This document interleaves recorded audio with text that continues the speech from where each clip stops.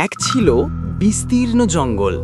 সেই জঙ্গলে ছিল নানা রকম প্রাণী, হাতি, হরিণ, বাঘ, খরগোশ, বানর আর নানা রঙের পাখি।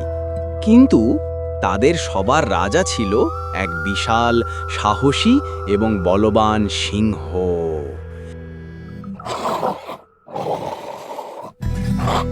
সিংহের গর্জন শুনে দূরের পাহাড়ও কেঁপে উঠত।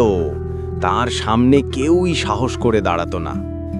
একদিন দুপুরবেলা সিংহ শিকার শেষে গাছের নিচে শুয়ে বিশ্রাম নিচ্ছিল। গরমে ঘেমে ক্লান্ত সিংহ তখন গভীর ঘুমে তলিয়ে গেল।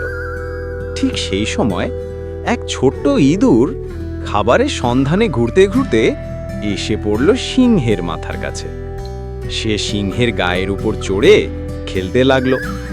হঠাৎ সিংহ ঘুম ভেঙে বুঝল কেউ তার গায়ে চলাফেরা করছে।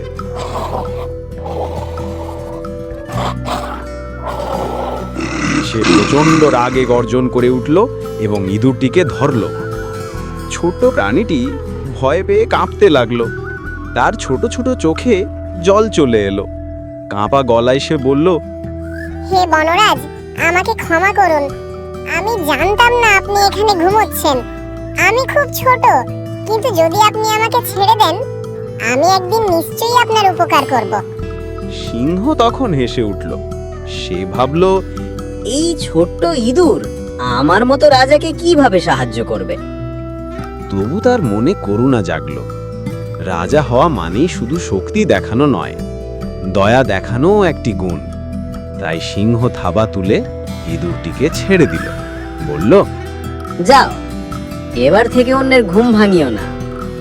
ইঁদুরটি আনন্দে লাফিয়ে লাফিয়ে বলল, ধন্যবাদ হে মহারাজ, আমি আপনার এই উপকার কোনোদিন ভুলব না। এমনই করে তারা আলাদা হয়ে গেল। কয়েকদিন কেটে গেল। একদিন সিংহ জঙ্গলের ভেতর দিয়ে হাঁটছিল। হঠাৎ তিনি এক শিকারীর জালে আটকে পড়লেন। সে জোরে জোরে গর্জন করতে লাগলো, কিন্তু জাল এত শক্ত ছিল যে তার থাবা দিয়েও তা ছিঁড়তে পারল না। ধীরে ধীরে সন্ধ্যা নামলো।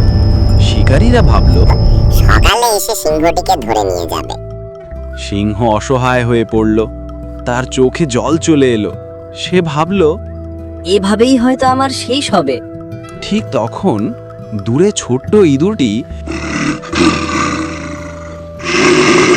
সিংহের গর্জন শুনতে পেল। তার মনে হলো, এই তো সেই কণ্ঠস্বর যে একদিন তার প্রাণ রক্ষা করেছিল। ইঁদুর দৌড়ে গেল সিংহের দিকে। সিংহ তাকে দেখে বলল, বন্ধু, সাবধান, এই জাল খুব শক্ত, তোমাকেও জড়িয়ে ফেলতে পারে। ইঁদুর হেসে বলল, চিন্তা করবেন না রাজা মহাশয়, আজ আমার পালা আপনাকে সাহায্য করার। তারপর সে নিজের ধারালো দাঁত দিয়ে জালের দড়িগুলো কাটতে শুরু করলো। অনেক কষ্ট হলেও সে হাল ছাড়ল না।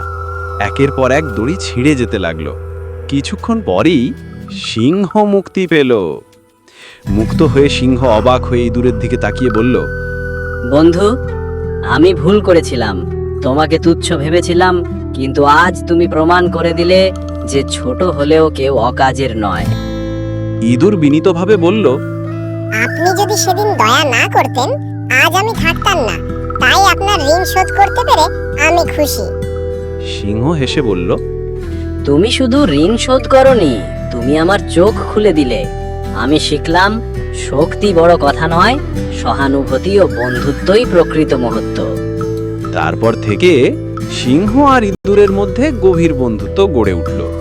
সিংহ আর কোনো ছোট প্রাণীকে অবজ্ঞা করত না, আর ইঁদুরও গর্ব করত যে সে রাজা সিংহের বন্ধু।